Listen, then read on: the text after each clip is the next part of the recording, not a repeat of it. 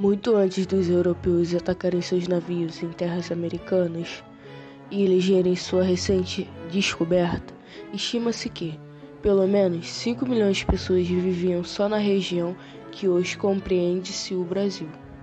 Antes, em um tempo mais remoto, a verdadeira descoberta das Américas, segundo as teorias mais aceitas, provém dos humanos chegarem à América há cerca de 17 mil anos, através do Estreito de Bering. Com a permanência e a distribuição dessas pessoas pelo território americano, houve um crescimento da população, a sua diversificação cultural e, também, a organização em sociedades.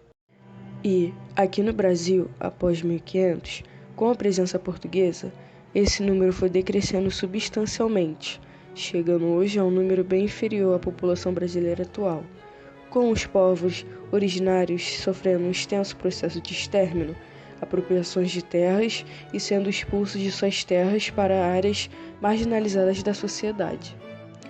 Nesse contexto, os povos originários foram os maiores prejudicados pelo processo de expansão territorial brasileiro na América Portuguesa, que vitimou grande parte da riqueza étnica que habitava este territorial. Os povos originários e sua luta territorial são um problema histórico. Isso porque se inicia com a chegada dos europeus e se estende até os dias atuais. O acesso a terras indígenas é impedido pelos europeus devido à expropriação territorial, que usurpa e impede o desenvolvimento dos territórios e sua reprodução cultural, social ou física, comprometendo a atividade produtiva na região pelos indígenas em território brasileiro. Entretanto, fez-se presente, desde o período colonial, políticas de liberdade dos indígenas e garantias de direitos sobre a terra. Essas políticas eram alvos de brechas e estratagemas, dentro de um sistema que possibilitava a apropriação e extração dos territórios indígenas. Dentre algumas dessas políticas, destacam-se 1686. O regime das missões, decretado por Pedro II, rei de Portugal, garantiu aos indígenas o direito de se recusar a sair de suas terras. 1755. A Lei Pombalinda sobre os indígenas determinou que os índios têm inteiro domínio e pacíficas posse das terras, para gozarem delas por si e todos seus herdeiros. Publicada em 1758, o Diretório dos Índios foi uma lei caracterizada por uma série de diretrizes a serem seguidas nas colônias portuguesas, ao mesmo tempo que regulava a liberdade das populações indígenas e institucionalizava seus trabalhos forçados. 1833. Cumulativamente com o governo imperial, as províncias passaram a legislar sobre os indígenas e deu início a um longo período de expulso de terras originais. 1850. A Lei das Terras nº 601 determinou que as terras indígenas não são mais devolutas nem precisam de legislação.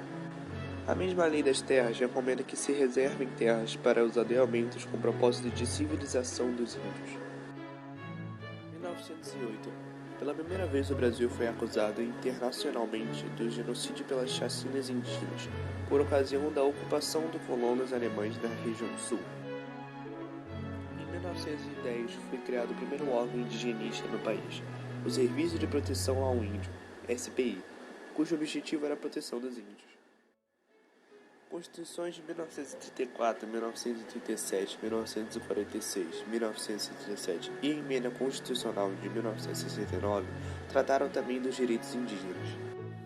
1973, o Estatuto do Índio, Lei nº 6001, estabeleceu as regras para a demarcação das terras indígenas, determinando que deveriam ser administrativamente demarcadas até 1978. A Constituição de 1988 representou um grande avanço a fim de criar um sistema de normas. Em seu artigo 231, além de assegurar o direito dos indígenas, afirma também que o Estado deve respeitar e garantir a pluralidade étnica do país, bem como a autonomia dos índios. A Constituição também deu à União a responsabilidade de demarcar e proteger as terras do uso dos povos indígenas. Contudo, Apesar da existência de tantas leis que asseguram os direitos dos indígenas diante da posse de terra, muitas vezes esses direitos não são respeitados. A FUNAI passou para a alçada do Ministério da Justiça. 2007.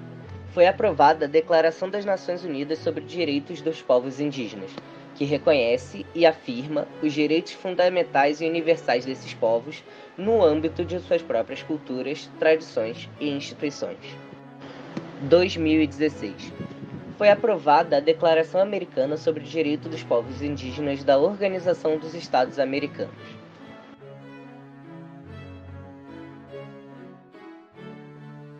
A visão de mundo dos povos originários define a Terra como espaço de culto, um meio de conexão com deuses, espíritos ou antepassados. A Terra, para eles, é muito além dos interesses burgueses que moveram as caravelas europeias a chegar no Brasil em busca de riquezas. A Terra, de modo geral, constitui um símbolo da identidade de cada grupo indígena, com suas determinadas culturas e crenças. Além disso, é o local onde desenvolvem sua atividade produtiva e praticam suas tradições. A demarcação objetiva delimita áreas legalmente, impedindo invasão e apropriação por terceiros. A Constituição Federal define como terra indígena toda aquela que é habitada por índio, a fim de preservar sua identidade, estilo de vida, cultura, tradições e que tenham o direito de exercer a atividade produtiva. Atualmente, muitas terras indígenas apresentam conflitos porque vêm sendo invadidas por garimpeiros, caçadores, poceiros, fazendeiros ou empresas madeireiras.